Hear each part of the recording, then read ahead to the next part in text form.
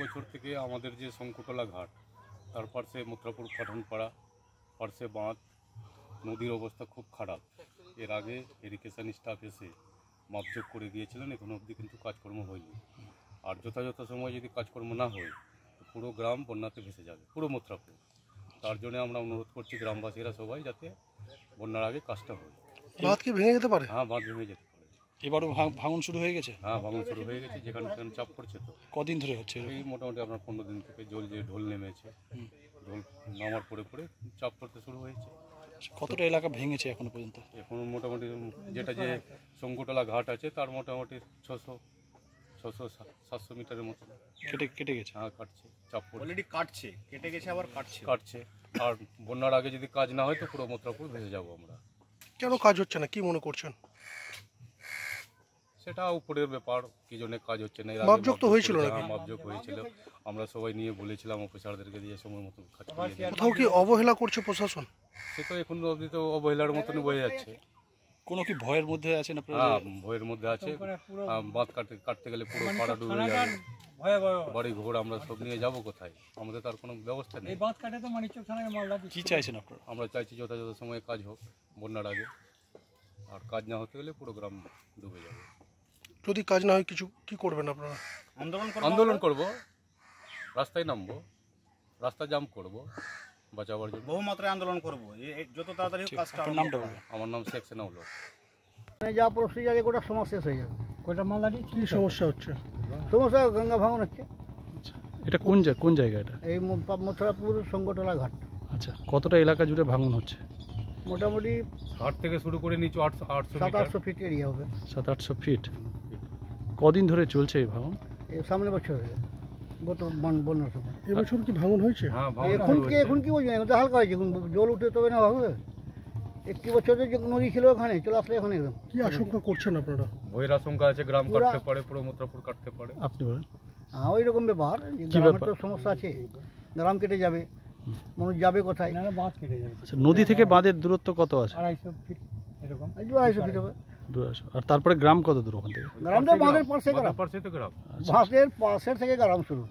কি আশঙ্কা করছেন?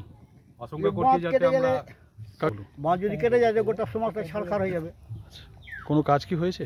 না, কোনো কাজ হয়নি। কেউ কি এসেছিল? এসছিল না, অভিযোগ করে চলে গেছে, এখন আর কোনো কথা নেই। কোনো কাজ করেন? কি দাবি রাখছেন? দাবি রাখছি আমাদের এটা ভাঙনটাকে বন্ধ করা হোক, কাজ হোক। কাজ হোক, যত ইমিডিয়েট হোক কাজটা। আপনার নাম? শেখ আনিসুদ্দিন। এখন বর্তমান পরিস্থিতি খুবই জঘন্য অবস্থায় আছে। গত 2 বছর ধরে আমরা এখান থেকে সব রিপোর্টগুলো আমরা প্রশাসনকে দিচ্ছি, নদীর ব্যাপার নিয়ে, গঙ্গা ভাঙার ব্যাপার নিয়ে। কিন্তু প্রশাসন এসেছিলেন, এখানে মাপজোক করেছেন, তা সত্ত্বেও কিন্তু কোনো রকমের কিছু এখন পর্যন্ত কাজ আরম্ভ হয়নি। এখন যা নদীর পজিশান আছে, এই নদী থেকে মাত্র কয়েক মিটার দূরে কিন্তু বাঁধ আছে।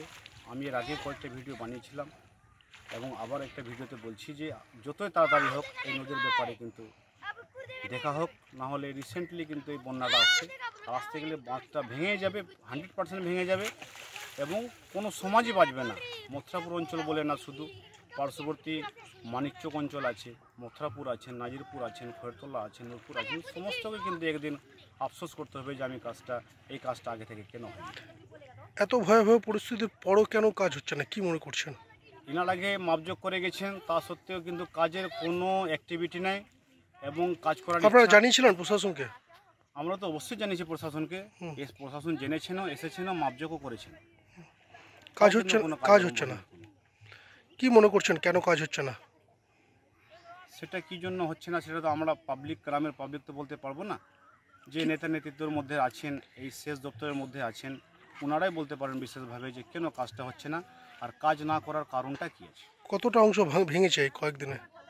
এই কয়েকদিনের মধ্যে না করে কমসে কম 2, 4, 10, 20 মিটার কিন্তু নদীটা কিন্তু ভাঙানো হয়েছে। আচ্ছা, এর আগে আমি এতটা অংশ চলে গেছে। আছে ফুটেজটা। কি দাবি রাখছেন এখন সরকারের কাছে?